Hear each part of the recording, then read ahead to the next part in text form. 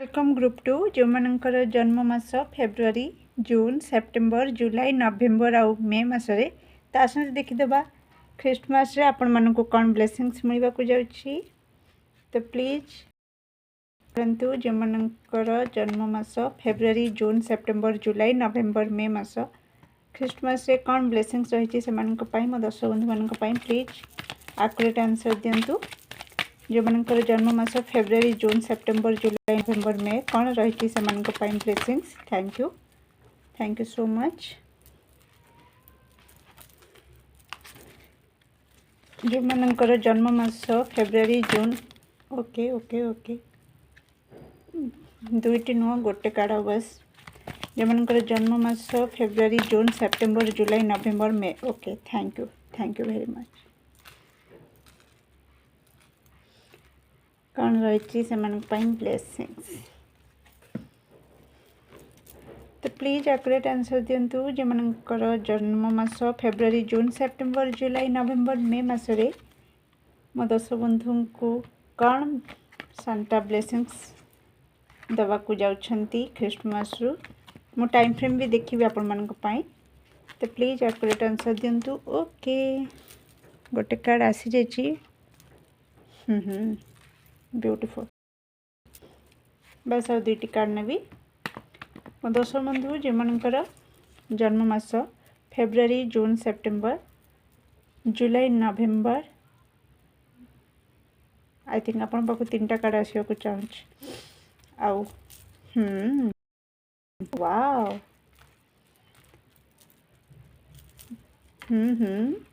Very nice.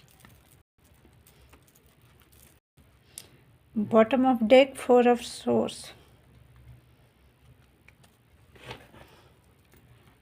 तो मो दर्शक बंधु जो मानकर जन्म मास फेब्रुआरी जून सेप्टेम्बर जुलाई नवेम्बर में कौन रही से Christmas blessings please accurate answer दिंतु। Thank you so much. मो दर्शक बंधु जो मानकर जन्म मास फेब्रुआरी जून सेप्टेम्बर जुलाई नवेम्बर क्रिएटिविटी वाओ दीदी थार बिग कन्फर्मेशन ओ वाओ ग्रुप ए रे भी आसी ग्रुप 1 रे डिवाइन टाइमिंग तो आई थिंक मो दर्शक बंधु बहुत सारा पेन देकी आपण एते बाट आसी बहुत सारा जंत्रणा सहीकिना ओ माय तो निश्चित एटा ओपन होकर रही dear yes truth and honesty तो आपण सत्यर साथ केबे छाड़ी नाहंती यस लॉयल्टी देखि दियंतु आपण सत्यर साथ केबे छाड़ी नाहंती जेते जन रहिचंती जेते कष्ट रे रहिचंती तो तारी फल आपण मिल पाइबा को जाउछि आपण को मिलवा को जाउछि। म कोन कहूछि थ्रोट चक्र रे मोर काहे प्रॉब्लम देखेला आई थिंक आपण बेसी एक्सप्रेसिव नुहंती इंट्रोवर्ट टाइप रो किसी दर्शक बंधु मोर रहिचंती प्लीज एक्यूरेट आंसर दियंतु। केबे हाई चांस रही ब्लेसिंग्स मो दर्शक बंधु को मिलवार जो मानकर जन्म मास फेब्रुआरी जून सेप्टेम्बर जुलाई केबे हाई चांस रही ब्लेसिंग्स मिलवार okay thank you wow beautiful within 6 months wow 29 दिन in next June bottom of deck up to next March okay जब वीडियो देखिए तार नेक्स्ट मार्च नेक्स्ट जून आगामी 6 मास आउ 29 दिन ओके लिसन डियर तो आपण मानक पई फर्स्ट ब्लेसिंग्स आसी थिला आपण जदि किछि बिजनेस करूछंती जॉब करूछंती सेथिरे आपण को सक्सेस मिलवा को जाउछि।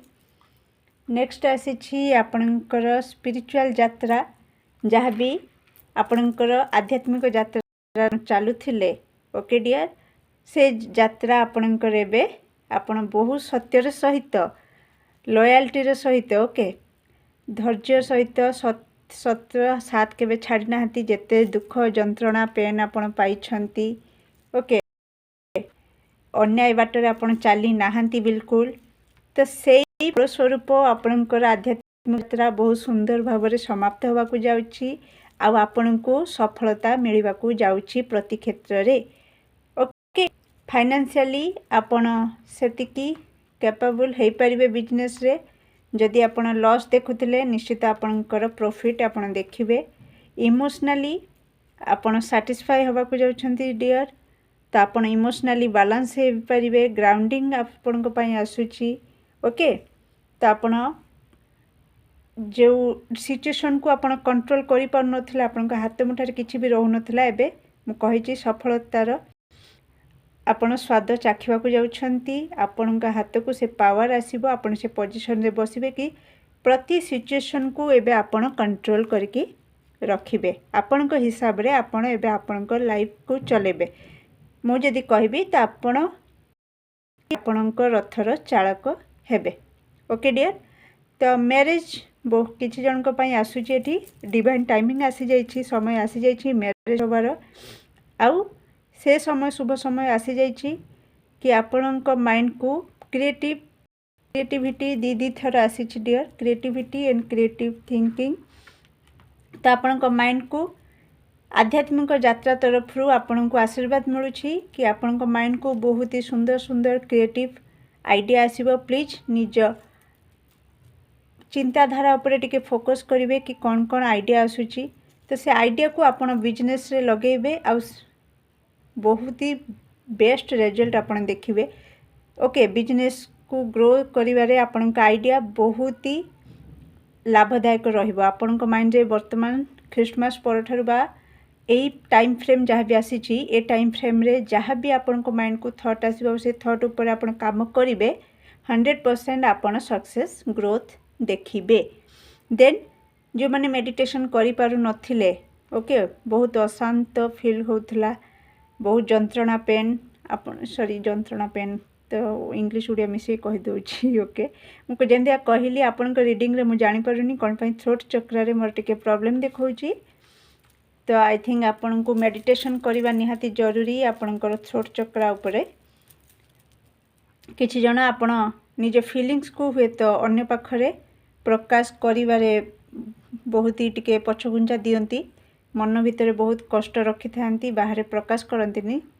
तो सेति पई मु भी एक्चुअली जहाँ कहवा कथा माइंड को बहुत सारा आछि, किंतु आपण को कहि पारु नाही। तो मो थ्रोट चक्र ब्लॉक लागला ब्लॉक हैला बळी, तो आपण को थ्रोट चक्र पर मेडिटेशन कले निश्चित आपण को बेनिफिट होबो। देन मेडिटेशन कार्ड ये भी कहूची कि आपण मेडिटेशन करी कि भी आपणकर से पावर को बढ़े पारिबा। जो पावर आपण को भितर नाही आ आपण बहुत असहाय फील करूचंती, तो निश्चित से पावर आपण को बहुत जल्दी मिल जिवो।